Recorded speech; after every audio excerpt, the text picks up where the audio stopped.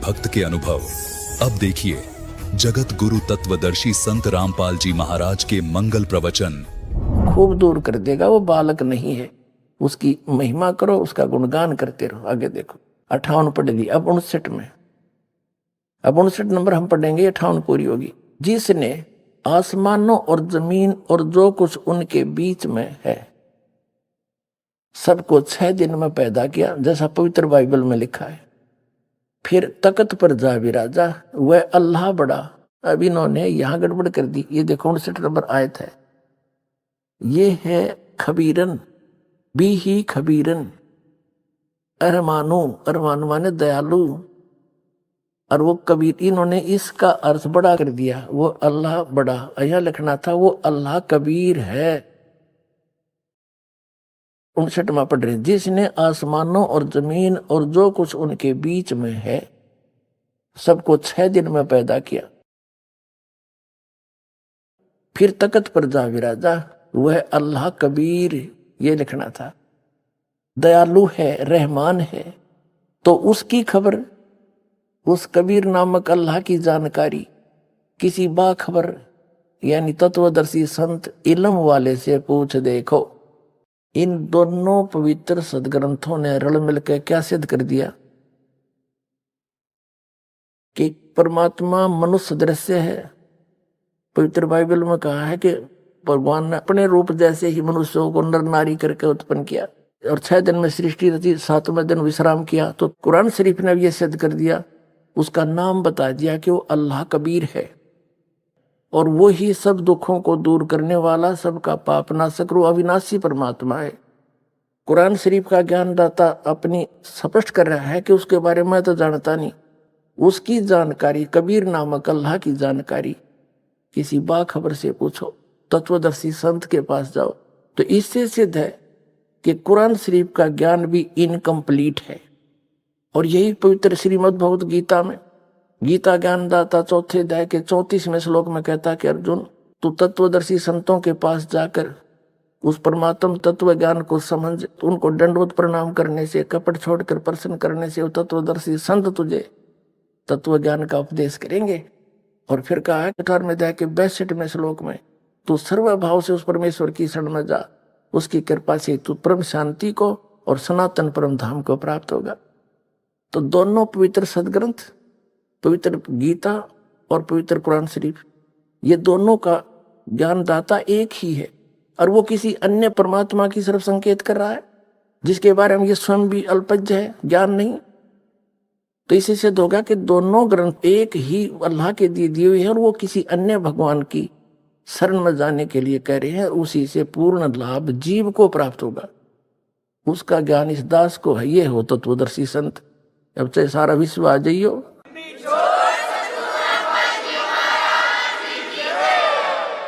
अब क्या है, जैसे पवित्र बाइबल में ये स्पष्ट हो गया कि परमात्मा ने किसी भी प्राणी को मांस खाने का आदेश नहीं दे रखा। पवित्र बाइबल में आगे कहीं मांस खाने का यदि कोई प्रावधान है तो उस अल्लाह का नहीं है, वो किसी अन्य, इस काल का आदेश हो सकता है, इसके फरिश्तों का हो सकता है, लेकिन वो हमें मान्य नहीं। और उसको अगर हमने मान लिया, उनके इस भगवान के छोड़कर अन्य का आदेश, तो ऐसी दशा होगी हमारी जैसे एक थानेदार दरोगा का, एसएचओ का मित्र कोई व्यक्ति था, उसके साथ कोई पड़ोसी ने झगड़ा कर दिया और उसने अपने मित्र दरोगा से कहा कि मेरा पड़ोसी साथ के मकान वाला मुझे परेशान करता है, मैं क्या करूं, कुछ इलाज करो। एसएचओ ने कहा कि तू मार उसका लठ, माप देख लूंगा।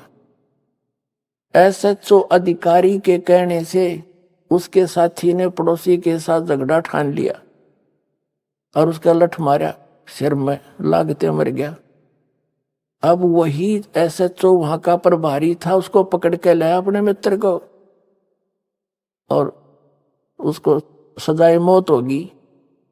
क्यों? क्योंकि राजा का विधान है कि जो किसी की मृत्यु करेगा, हत्या करेगा, उसको फांसी की सजा होगी, मौत की सजा, मौत होगी। तो उस व्यक्ति ने एक अधिकारी के कहने से राजा का संविधान तोड़ दिया, उल्लंघन कर दिया, जिसके कारण उसने सजाए मौत प्राप्त की, दंडित हुआ।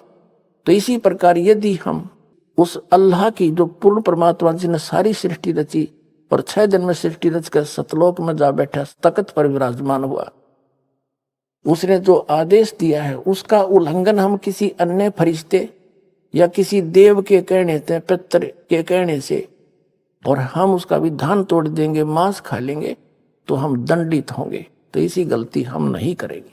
इति सिद्धम। अब इसमें क्या बताया है? अब यहां तक तो परमात्मा 6 दिन में सृष्टि रचकर 7 दिन में तख्त पर जा बैठा, इन दोनों पवित्र सदग्रंथों के आधार से। अब क्या है कि ज्ञान वही है, लेकिन हम समझ नहीं पाए। अब इसमें आगे क्या लिखा है कि फिर इस काल ने बागडोर संभाल ली, एक आदम नाम का व्यक्ति उत्पन्न किया, फिर उसकी पत्नी हव्वा बनाई, उन दोनों को एक वाटिका में छोड़ दिया और उनको हिदायत दे दी कि इस वाटिका के बीचों बीच जो फल लगे हैं पेड़ों के, इनको ना खाना, नहीं तो मर जाओगे। तो वो वहां रहने लगे। कहते भगवान ने ये अन्य जीव जंतु भी उत्पन्न कर दिए इस काल ने, फिर जैसे भी।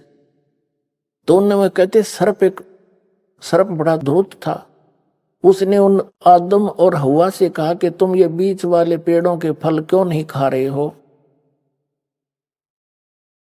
और वो नंगे फिरे थे, उनको कोई अपने तन की सोधी नहीं थी, उनको इतना अचेत सा बना रखा था। तो उन्होंने सर्प से कहा कि हमारे को भगवान ने मना किया है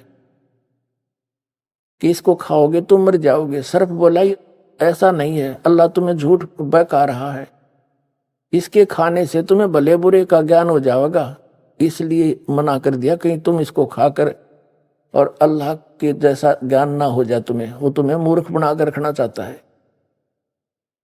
तो उस औरत ने फल तोड़ लिया, आप भी खा लिया, अपने पति से भी खवा दिया। तो उन्होंने चेतना होगी, उनका नशा सा उतर गया, उन्होंने देखा तुम नंगे हो, तो उन्होंने वह अंजीर के पत्ते चौड़े चौड़े होकर उनका एक लंगोट बना लिया, आपस ने अपने गुप्तांग ढक लिए।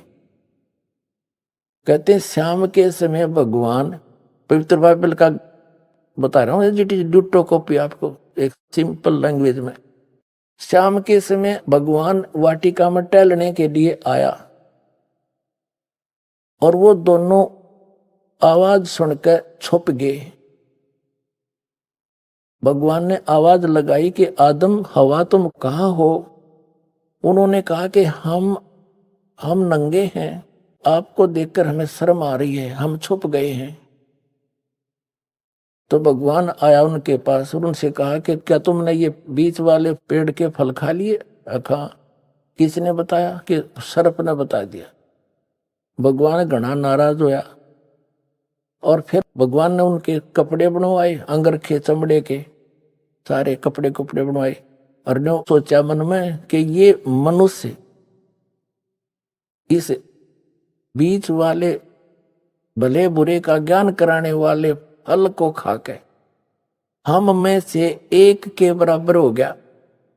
इससे सिद्ध हो गया कि ये जिनको ये पवित्र ईसाई धर्म के व्यक्ति भगवान मानते हैं वो एक से अधिक हैं। वो ये तीनों देवता है, ब्रह्मा विष्णु महेश। ये समझ नहीं पा रहे, ये दिखाता हूं आपको, प्रमाणित करता हूं। ये देखिएगा, ये काल के पुत्र हैं। ये पवित्र बाइबल हम आपको पढ़ा रहे हैं। कुरान शरीफ हमने रख दी, अब हम ये पढ़ रहे हैं पवित्र बाइबल।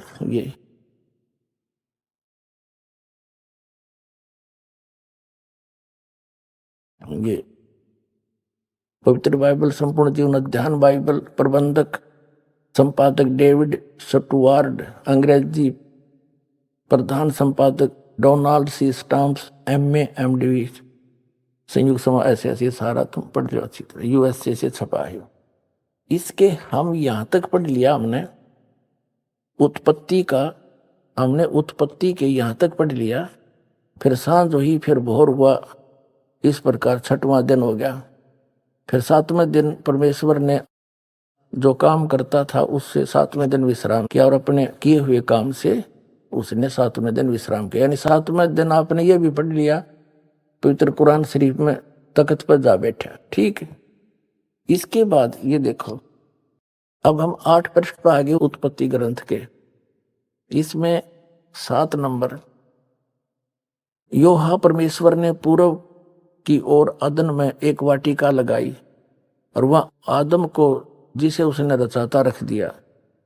और योहा परमेश्वर ने भूमि के सब भांति के वृक्ष जो देखने में मनोहर और उनके फल खाने में अच्छे हैं उगाए, और वाटिका के बीच में जीवन के वृक्ष को और भले बुरे के ज्ञान के वृक्ष को लगाया। ठीक।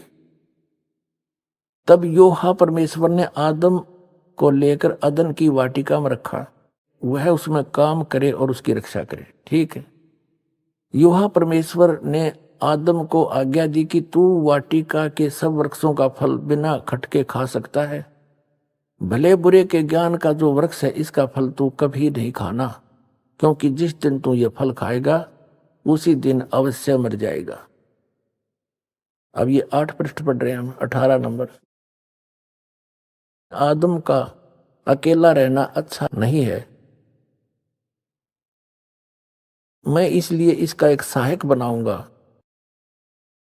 तब योहा परमेश्वर ने आदम को भरी नींद में डाल दिया, अचेत कर दिया, उसकी हड्डियों को में से वो अगवा बना दी। योहा परमेश्वर ने पसली जो उसने आदम में से निकाली थी स्त्री बना दिया और उसी को आदम के पास ले गया।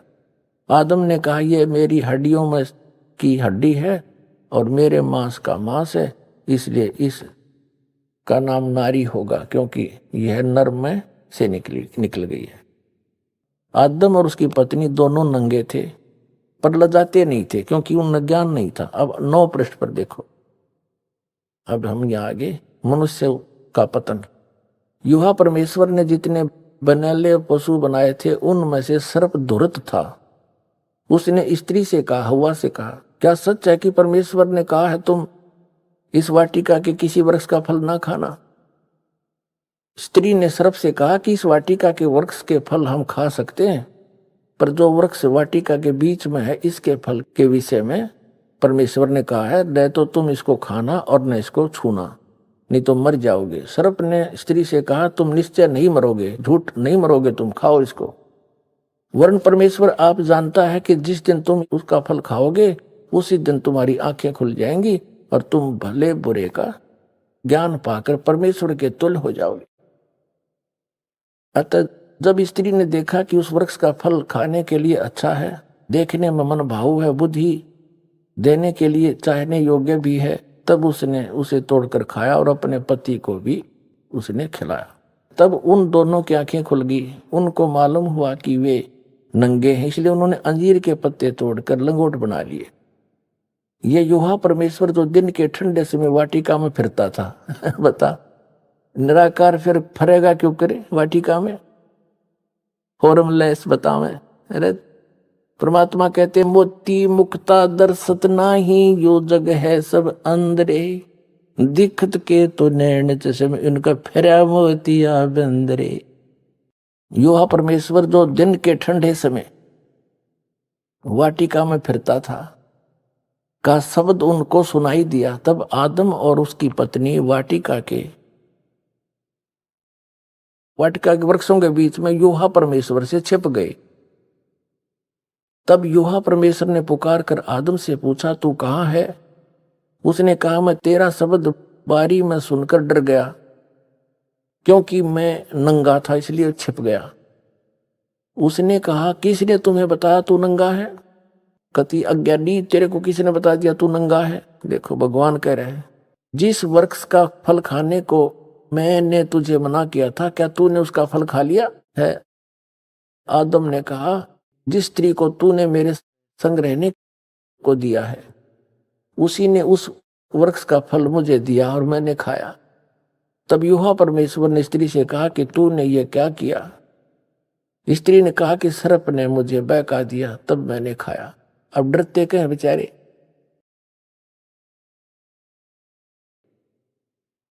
अब हम आगे 10 पृष्ठ पे 9 पढ़ लिया। अब देखिए आदम ने अपनी पत्नी का नाम हव्वा रखा, क्योंकि उसने जितने मनुष्य जीवित हैं उन सभी की आदि माता हुई। अब योहा परमेश्वर ने आदम और उसकी पत्नी के लिए चमड़े के अंगरखे बनवाकर उनको पहना दिए। बता, वो निराकार क्यों कर गेल गेल लांडेगा, कैसे घूमेगा? उसके कपड़े ले बनवा के और पराई उनता ही देखो। फिर योहा परमेश्वर ने कहा, मनुष्य भले बुरे का ज्ञान पाकर, देखो कमाल की बात है, हम में से एक के समान हो गया। इसलिए अब ऐसा न हो कि यह हाथ बढ़ाकर जीवन के वर्ष का फल तोड़ के खा ले और सदा जीवित रहे। अपना आत्माओं, ये है निष्कर्ष इन सदग्रंथों का। अब जिसको ये अपना भगवान मानने हैं, कौन? ईसाई धर्म वाले। और जिसने आदम के साथ ये वार्ता करी, वो नो कह रहा है कि ये इन यो भले बुरे के ज्ञान वाला फल खा लिया और इसने ज्ञान हो गया, कहीं ऐसा ना हो इसको खाकर ये हम में से एक के बराबर हो गया। इसका मतलब है ईसाई धर्म के भगवान भी एक से अधिक है। अंडरस्टूड? फिर देख लो, उत्पत्ति ग्रंथ है, इसके 10 नंबर पृष्ठ पर ये 3:22 है। फिर यूहन्ना ने कहा, मनुष्य भले बुरे का ज्ञान पाकर हम में से एक के समान हो गया है।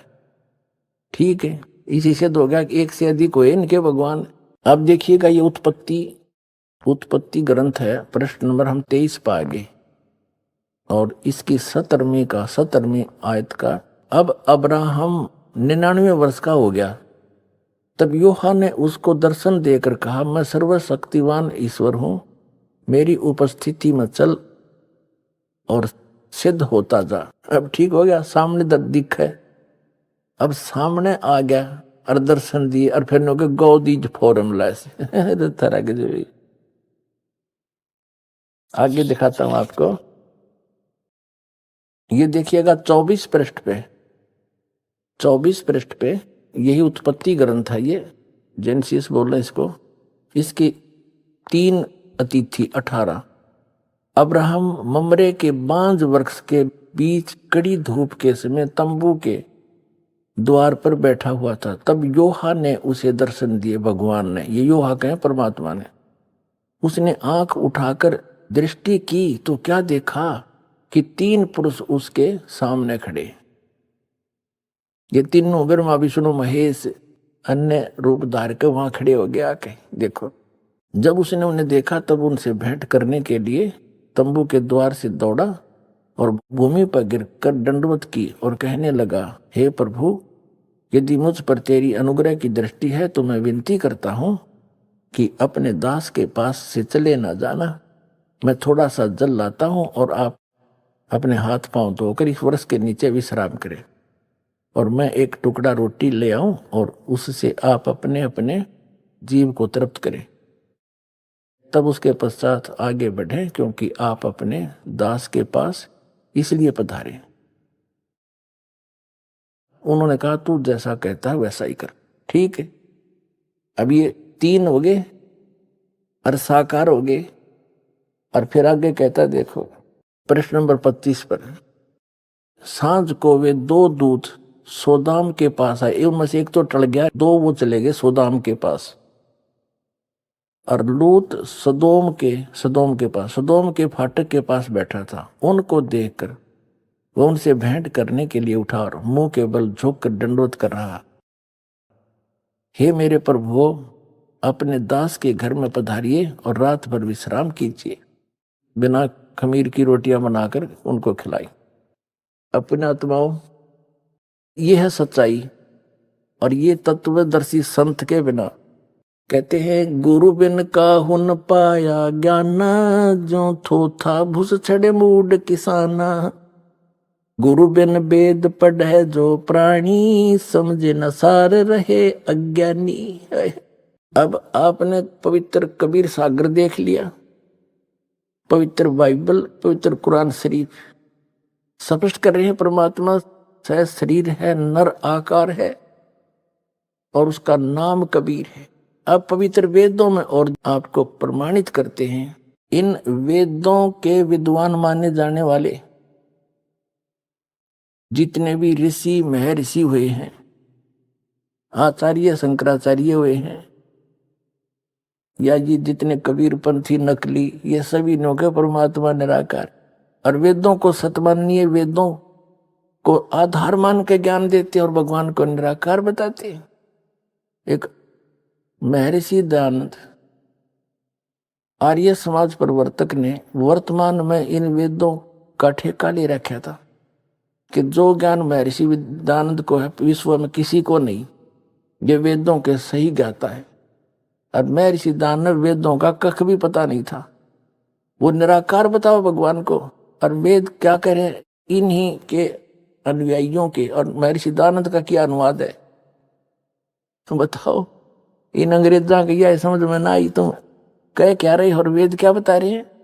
अगर ये दास अनुवाद करता तो ये आगे नहीं आने देते, जो कहे अनुवाद रामपाल के जाने संस्कृत ने उठ पटांग कर रखी है, और इन अंग्रेजों द्वारा, इन इंजीनियरों द्वारा करा रखा अनुवाद परमात्मा ने इनके कर कमलों से, और इन सब से लिखवा रखा सच्चाई, इन्हें खुद पता नहीं इसमें क्या लिखा है। इसके लिए परमात्मा कहते हैं कि मोती मुक्ता दर्शत नाही, ये जगह सब अंदरे, और दिखत के तैन तस्मीन के फिरा मोती अब अंदरे। अब देखिएगा ऋग्वेद मंडल नंबर 9, इसके अंदर दिखाते हैं आपको। और ये किसका अनुवाद है? महर्षि दयानंद, इन आर्य समाजियों का, महर्षि दयानंद के अनुयायियों का। प्रकाशक है सर्वदेशी कार्य प्रतिनिधि सभा, महर्षि दयानंद भवन, रामलीला मैदान, नई दिल्ली से छपा है। अनुवाद करता मुद्रक है Prince offset printers, 1510 Pataudi house, Daryaganj, नई दिल्ली से। अब इसको आपका दिखाते हैं ऋग्वेद मंडल नंबर 9 सूक्त नंबर 86 का। ऋग्वेद मंडल नंबर 9 सूक्त 86 का मंत्र 26। इसमें वही प्रमाण जो का त्यों, वही प्रमाण जो कबीर सागर में धर्मदास जी ने बताया आंखों देख के, वो ज्यों का त्यों प्रमाण आपको इन पवित्र वेदों में मिलेगा। देखिएगा ऋग्वेद मंडल नंबर 9 सूक्त 86 का मंत्र 26 है। यहाँ है ये कबीर शब्द, हम इसको कबीर बोल रहे हैं, वह को हम वह बोलते हैं अपने देसी लैंग्वेज में, देसी भाषा में। यज्ञ करने वाले यजमानों के लिए परमात्मा, यज्ञ माने धार्मिक अनुष्ठान करने वाले यजमान माने भक्तों के लिए परमात्मा सब रास्तों को सुगम करता हुआ उनके विघ्नों को, संकटों को मर्दन करता है, नाश करता है, और उनको पवित्र करता हुआ और अपने रूप को सरल करता हुआ वह कांति में परमात्मा। देखे इन्होंने इस कबीर का इन्होंने ऐसे संधि छेद करके अर्थ कर दिया सर्वज्ञ, विद्युत के समान क्रीड़ा करता हुआ। या लिखना था वो कबीर देव वर्णीय पुरुष को प्राप्त होता है। वर्णीय माने अच्छे श्रेष्ठ पुरुष को प्राप्त होता है। अपनात्मा इन्होंने यहां कबीर का अपसर्ग लगा के कवि ही बना दिया, अर्थ कर दिया सर्वज्ञ। देखो ये कबीर अतो, इसका इन्होंने ये संधि छेद कर दिया। इसका अर्थ यहां लिखना था कबीर देव। बुद्धिमता ये थी, जैसे उदाहरण के लिए ये यजुर्वेद है, ये यजुर्वेद है, इसका ऊपर रह लगा है, इसको संधि छेद करेंगे इस रह को यहां लगा सकते हैं, 2 अपसर्ग। जहां भी इस यजुर्वेद नामक ग्रंथ की महिमा होगी और वहां केवल यजु भी लिखा हो तो उसका अंडरस्टूड अनुवाद करता ने लिखना पड़ेगा यजुर्वेद। वो बुद्धिमान है अगर ऐसा लिखता है, इसका अर्थ कर दे यजु का, तो जिसकी महिमा बताई जा रही हो तो फिर उसका ज्ञान कैसे होगा, वो क्या चीज है, कोई पुस्तक है या कोई और वस्तु है। देखिएगा ये यजुर्वेद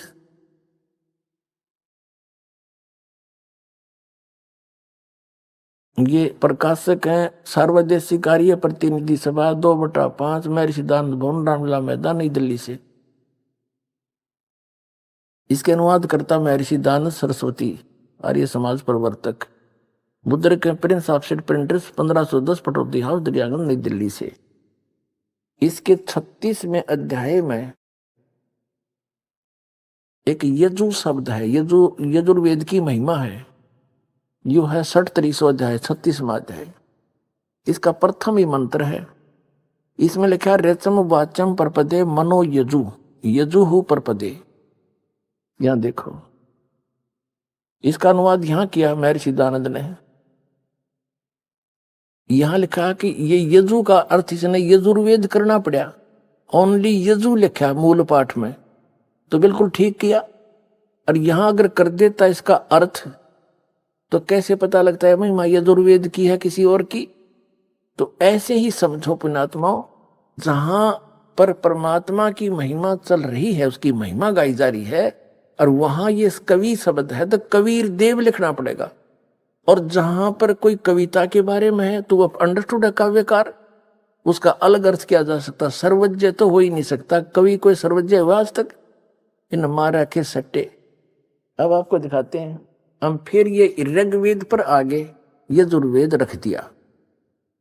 अब हम यहां आगे ऋग्वेद मंडल नंबर 9 सूक्त 86 का ये मंत्र 26 है, हम फिर पढ़ने इसका। कहते हैं यज्ञ करने वाले यजमानों, यानी साधना करने वाले साधकों, भक्ति करने वाले भक्तों के लिए परमात्मा सब रास्तों को सुगम करता हुआ उनके विघ्नों को, संकटों को मर्दन करता है और उनको पवित्र करता हुआ और अपने रूप को सरल करता हुआ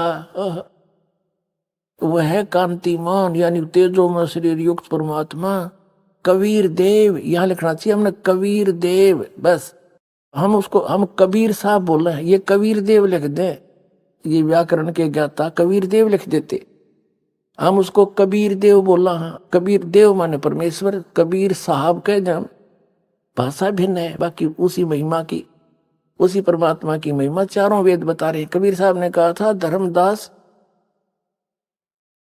ये चारों वेद मेरी ही महिमा का गुणगान करते हैं। वेद मेरा भेद है, मैं ना मिलूं वेदन के माही, और जौन वेद से मैं मिलूं ये वेद जानते नहीं। ये चारों वेद मेरी ही महिमा बता रहे हैं, लेकिन इन वेदों में वर्णित विधि से मेरी प्राप्ति नहीं, क्योंकि यजुर्वेद अध्याय नंबर 40 के मंत्र नंबर 10 से लेकर 13 तक स्पष्ट कर दिया है कि उस परमात्मा की सही जानकारी तो तत्वदर्शी संत बताओगे, उन तो पूछ ले। वेद ज्ञान दाता भी वही है जो गीता ज्ञान दाता है, और वही कुरान शरीफ ज्ञान दाता है। तो ये कहता है कि उनसे पूछो। तो यहां पर जो परमात्मा कहते हैं कि जो वेदों में ज्ञान है वो तो मेरे बारे में है, लेकिन मेरे पाने की विधि को ना, क्योंकि ये वेदों में केवल एक ओम मंत्र है। यजुर्वेद अध्याय नंबर 40 के और मंत्र नंबर 15 में कहा कि ओम कर्तु समर किलवे समर कर्तुम समर, मुझ ब्रह्म का ओम नाम है। 40 में जाके फिर 17वें श्लोक में कहा कि वो परमात्मा तो प्रोक्ष है, गुप्त है, और मुझ ब्रह्म का ओम नाम है। तो वेदों से इन ऋषियों ने ज्ञान तो था नहीं, तत्वदर्शी संत मिला नहीं, ओम नाम को पूर्ण परमात्मा का मान कर रगड़ा लाना शुरू कर दिया। ये तो काल का जाप है ब्रह्म का, इसे जन्म मरण छूटे नहीं, तो वो परमात्मा नहीं मिल सकता इन वेदों में वर्णित विधि से। तो कबीर साहब कहते हैं कि वेद मेरा भेद है, मैं ना मिलूं वेदन के माही, और जौन वेद से मैं मिलूं ये वेद जानते नहीं। वो कौन सा वेद है? श्रीमद् भगवद गीता अध्याय नंबर 4 के श्लोक नंबर 32 में कहा कि अर्जुन, जो सच्चिदानंद घन ब्रह्म ने यानी परम अक्षर ब्रह्म ने अपने मुख से स्वयं आकर के ज्ञान बोला है, वो तत्व ज्ञान है, और उसको मैं नहीं जानता। चौथे अध्याय के 34वें श्लोक में कहा कि उस तत्व ज्ञान को तू तत्वदर्शी संतों के पास जाकर समझ, उनको दंडोत प्रणाम करने से, कपट छोड़कर उसकी सेवा करने से तत्वदर्शी संत तुझे उस परमात्मा का उपदेश करेंगे, परम तत्व का। तो इसलिए कहते हैं गुरु बिन काहुन पाया ज्ञाना, जो थो था भूसड़े मूड किसाना। गुरु बिन वेद पढ़े जो प्राणी, समझो अनुसार रहे अज्ञानी। ये सारे अज्ञानी थे, अभी तक वेद भी पढ़े थे। अब फिर क्या बताते कबीर साहब के जौन वेद से मैं मिलूं ओ है तत्व ज्ञान, वो वेद जो भगवान ने स्वयं आकर बोला, और इस दास के सामने उसने खोला, अरे बाप के सामने दास ने ढूंढा उठा दिया, और आप भर लो इसके है अपने भंडार परमात्मा की तरफ से।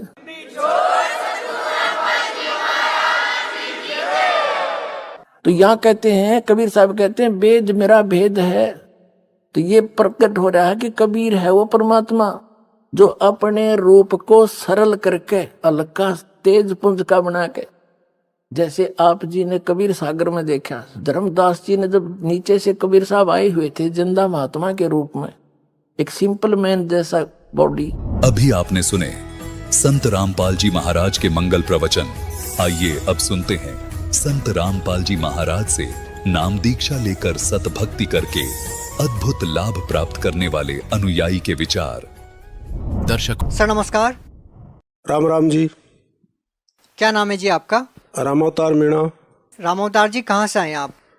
वैसे मैं रहने वाला अलवर जिले से हूँ, ग्राम दलालपुरा, राजगढ़ तहसील है। क्या करते हैं जी आप?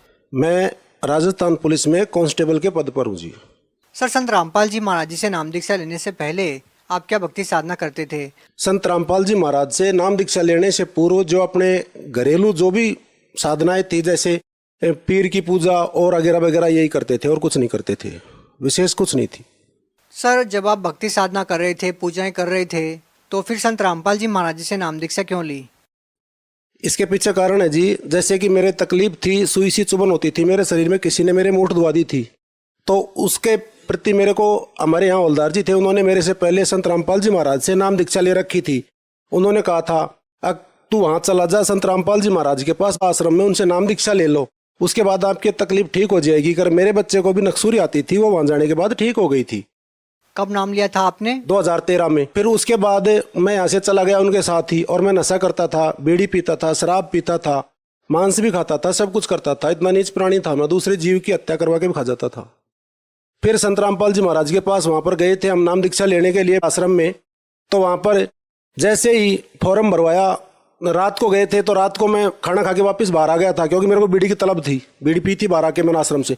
सुबह फिर गया था, तो मैं मुँह भी नहीं धोया, सीधा गया और फॉर्म भरा के मैंने, मेरे को नाम दीक्षा लेनी है। अगर ये नियम है, नियमों का पालन सब होता रहेगा, क्योंकि जब अपन को अपने प्राण निकलते हैं ना, तो अपने प्राण बचाने की पहले सोचते हैं।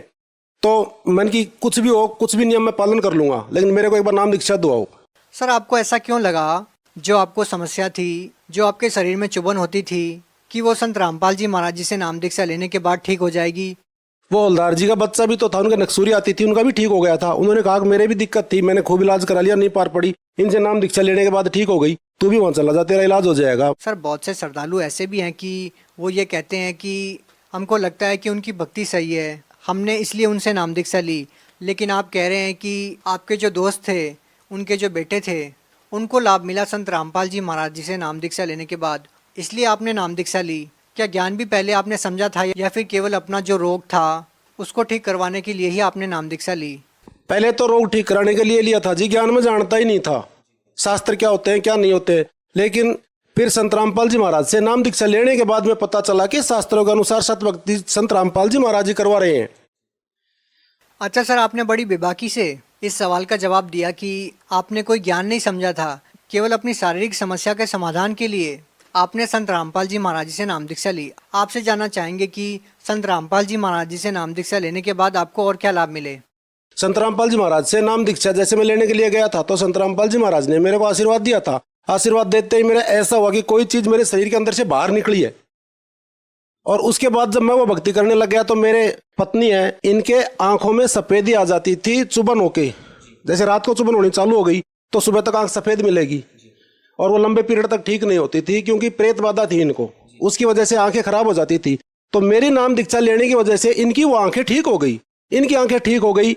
तो इनसे भी फिर मैंने कहा कि आप भी सतगुरु महाराज से नाम दीक्षा ले लो। तो फिर इन्होंने भी एग्री हो गए और सतगुरु रामपाल जी महाराज से नाम दीक्षा ले ली। इनको दिखना बंद हो गया? बिल्कुल, मतलब 30-40% दिखता था। सर इनसे बातचीत कर सकते हैं हम? हाँ बिल्कुल कर सकते हो जी। क्या नाम है आपका? कलावती देवी। क्या आपके जो पति बता रहे हैं, आपको जो समस्या थी, क्या संत रामपाल जी महाराज जी का नाम दीक्षा लेने के बाद आपकी ठीक हुई है? हाँ जी ठीक है। क्या कम दिखता था आपको पहले? हाँ जब मैं कम देखता था, मैंने ये शाम के टाइम होता था मुझे कुछ नहीं दिखाई देता, ये दिन में तो मैंने दिखाई देता है, यहाँ आँखों में और पानी आता, चुबका मारता, मैं सारे दिन रात रोती थी। अब आप बिल्कुल सही हैं? हाँ मैं बिल्कुल ठीक हूँ जी। संत रामपाल जी महाराज जी से नाम दीक्षा लेने के बाद आपको और क्या लाभ मिले? और तो जी जैसे अब सुधर गए हम, एक तो नशा करते थे सारी, वो तो बता दिया आपको पहले, सब कुछ छूट चुकी है। और अब हम सतभक्ति करते हैं। अब और जैसे हमारे पुलिस डिपार्टमेंट में भी हैं, वो तो अब उनके तो वही सिस्टम चलता है, आओ किसी कार खाओ, लेकिन मेरा जी नहीं मानता, मैं किसी की चाय तक नहीं पीता जी। अब इससे ज़्यादा तो और एक इंसान में क्या सुधार हो सकता है।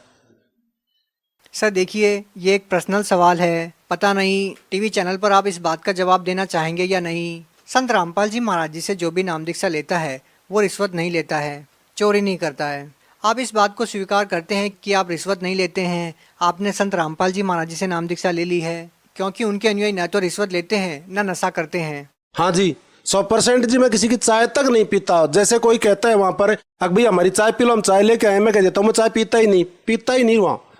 सर इस बात पे विश्वास करना इसलिए मुश्किल है कि जिस तरह से हम देखते हैं, अपने आप में विश्वास करना मुश्किल है कि आप कोई रिश्वत नहीं लेते हैं या कोई भी ऐसा काम नहीं करते हैं जो समाज के लिए गलत है। इसके पीछे सर ये कारण है कि जैसे मान लो अपन को पता लग जाता है कि इस तार के अंदर करंट आ रहा है, मैं इसको हाथ नहीं लगाऊंगा। अनजान पड़े में जिसको ज्ञान नहीं है वो हाथ लगा देगा। अब मुझे पता है कि इसका क्या कारण है, क्योंकि जैसे हम किसी से भी रिश्वत लेते हैं तो हमें उसका अगला जन्म में कर्जा एज इट इज चुकाना पड़ेगा। ये हमें ज्ञान हो चुका है। हम क्यों कर्जा आगे ले, क्यों हम एडवांस के लिए हमारे लिए खाई खो दें, क्यों हम मरने का काम करें। जो अगले जन्म में उसके दर पर चाहे कुत्ता बनो चाहे पशु बनो, उसका हमें कर्जा चुकाना पड़ेगा। तो हम कर्जा ले क्यों, जो उसका हम चुकाना पड़ेगा। हाथ जोड़ के मना कर देते हैं ना अगले को। सर ये अपने आप में एक बहुत बड़ी बात है कि एक संत के विचारों से प्रभावित होकर के आप कोई रिश्वत नहीं लेते हैं, कोई चोरी नहीं करते हैं, किसी प्रकार का आप नशा नहीं करते हैं। ये अपने आप में एक बहुत बड़ी बात है। क्या कहना चाहेंगे? सर ये ज्ञान ही ऐसा है, जिसको ज्ञान समझ में आ गया कि ओरिजिनलिटी में ज्ञान क्या है, हमें क्या भक्ति करनी चाहिए, मनुष्य जन्म हमें किस कारण से मिला हुआ है। परिवार तो हमें 84 की योनियों में भी मिल जाता है, समाज भी मिलता है वहां पर भी, लेकिन जो मनुष्य जन्म हमें मिला है वो सतगुरु रामपाल जी महाराज ने जो नाम दीक्षा दिया है, पूर्ण परमात्मा की भक्ति करके यहाँ से मोक्ष कराने के लिए, वो सत भक्ति इन्होंने दी है। और इस ज्ञान को जो समझ जाएगा वो अपने आप, मैं गारंटी से आपको दे देता हूँ लिख करके, कि वो नशा नहीं करेगा और ना कोई भ्रष्टाचार करेगा, कुछ नहीं करेगा। वो आदमी अपराध करने का उसका जी नहीं करेगा। सर अगर पुलिस विभाग में आप जैसे लोग हो जाएं और रिश्वत को इतनी घृणा से देखने लग जाएं, तो समाज की जो आदि समस्याएं हैं वो ऐसे ही खत्म हो जाएगी। आदि नहीं जी, 80% समस्या समाधान हो जाएगा। एक तो अगले का काम करते हैं अपने, तो साफ नियत से करेंगे। ये अगर हम नहीं करेंगे तो हमें इसका आगे सजा मिलेगी। यहाँ तो हम बच जाएंगे, लेकिन परमात्मा के दरबार में जरूर मिलेगी। तो वो कर ही नहीं सकता। जिसको पता लग गया कि ये करने से हमारा ये नुकसान होगा, वो आदमी कभी अपना नुकसान नहीं कर सकता। समझदार आदमी होगा वो तो। और मूर्ख का कोई इलाज भी नहीं है जी। सर और क्या लाभ मिले हैं संत रामपाल जी महाराज जी से नाम दीक्षा लेने के बाद? अभी आपको मेरी पत्नी को दिखाया था, एक बार उनको जैसे जुकाम हो गया था, जुकाम की दवा दवाई थी, दवा इनको रिएक्शन कर गई थी। दवा रिएक्शन करने पर इनके क्या है कि पूरे शरीर में सोजन आ गई थी, मोटापन, सोजन आ गई थी। सोजन के कारण से 3 दिन बाद में हमें पता चला था ओरिजिनलिटी में सोजन ज़्यादा आ गई थी तब, और दवा भी खत्म हो गई थी। उसके बाद में मन की कल तो हमारे कोई जाना था, जरूरी इमरजेंसी थी ड्यूटी, मैंने कल तो मेरे को वहाँ जाना है, परसों का दिन मैं तेरे को जरूर दिखा के ले आऊँगा। लेकिन जब मन की संत रामपाल जी महाराज है, इनके जब और भक्ति कर रहे हैं, उन भक्तों के कुछ नहीं होने देते, तो ये मन की परमात्मा आपका भी कुछ नहीं होने देंगे, इन पर विश्वास रखो। तो उसी दिन क्या हुआ, रात को संत रामपाल जी महाराज आए थे और भगतमती को यहाँ से सतलोक लेकर गए थे। वहां पर 2 नर्सें थी, तो उन 2 नर्सों को परमात्मा ने ऐसे कर दिया कि भैया आप इसको ले जाओ। और फिर परमात्मा खुद आए थे, इनसे पूछा कि आपको क्या तकलीफ है, कर मेरे यहाँ पर तकलीफ है। तो मेरी पत्नी ने बताया था उनको, वैसे ही जैसे परमात्मा ने हाथ लगाया यहाँ, तो इनको ऐसे महसूस हुआ अंदर जैसे किसी चीज को अपन कैंची से काटते हैं। और उसके बाद में परमात्मा पूछा सतगुरु रामपाल जी महाराज ने कि अब बेटा दर्द कैसा है? इन्होंने कहा ठीक है। तो उन्होंने ऐसे हाथ फेरा था, तो उनको ऐसे महसूस हुआ अंदर ही अंदर जैसे अपन पट्टा बांधते हैं किसी चीज को, ऐसे महसूस हुआ था। और फिर वहां से उठा के इनको बाहर ले आए थे। वहां एक लंबा चौड़ा तख्त था, उस पर संत रामपाल जी महाराज सफेद धोती में और सफेद कुर्ते में, और ऊपर वो जो इनोला वाला ये पार्टी वाले बांधते ना, पगड़ी छोड़ते तुर्रा वाली वो, और पीछे भी छोड़ते, वो पगड़ी बांधे हुए बैठे थे तख्त पर आराम से। और उन्होंने कहा कि बेटा अब तेरा दर्द कैसा है? करे अब गुरुजी मेरा दर्द ठीक है। फिर उन्होंने 2 तो उठाई थी रोटी, और 1 साबुत नींबू का अचार की वो उठाया था, और 1 मिर्च उठाई थी साबती, और 4 चीज इसको डाल के इसको दे दी। कहा कि बेटे इसको खा के देख ले एक बारी, तू तेरे दर्द होता है कि नहीं होता है। तो इसने वो खा लिया। उसके बाद इसने बताया परमात्मा मेरे दर्द नहीं है। तो इसने देखा था कि वहां पर एक साइड अपन जितनी भी नजर जाती है उतना ऊपर तक रोटियों का जैसे पहाड़ लगा हुआ हो, ऐसे रोटियां ही रोटियां हैं, उनका कोई अंत पाव ही नहीं है, कितनी रोटियां हैं कितनी नहीं है। और जहां तक नजर जाए, जहां तक वो साबुत मिर्च का अचार ही अचार, एक साइड वो नींबू का अचार ही अचार, और वहां पर सब कुछ सफेद है, स्वयं उसमें से प्रकाश निकल रहा है। ये मेरी पत्नी ने बताया था। इनको परमात्मा ऐसे लेके गए थे, वापस इनको छोड़ा था, उसके बाद इनकी वो तकलीफ ठीक हो गई थी। सर, भगत समाज को क्या संदेश देना चाहेंगे? संदेश देने की तो देखो जी औकात नहीं है अपनी, तो अपन तो परमात्मा के एक बच्चे हैं। अपन हाथ जोड़कर अरदास कर सकते हैं कि अगर हम आज हमारे समाज को सुधारना चाहते हैं तो संत रामपाल जी महाराज का ज्ञान जरूरी है जी। इससे सभी सुधार होते हैं जो हमारे समाज को आज आवश्यकता है। और सत भक्ति भी इन्हीं से मिल सकती है, मोक्ष भी इन्हीं से प्राप्त हो सकता है जो नाम दीक्षा देते हैं। क्योंकि संत रामपाल जी महाराज के बारे में जो रामदेव जी रुणाचा वाले थे, उनकी 24 प्रमाण किताब में प्रमाण है कि वो संत जाट जाति में आएगा और भक्ति कैसे स्टार्ट कराएगा, उसका प्रमाण है उसमें एक एक चीज का। अब मैंने पढ़ लिया, अब मुझे भी ज्ञान हो गया है। और जन्म साखी में प्रमाण है, नानक जी पहले लिखवा कर गए थे कि वो संत जाट जाति में आएगा, आगे आने वाला टाइम में आएगा। जी धन्यवाद। राम राम जी।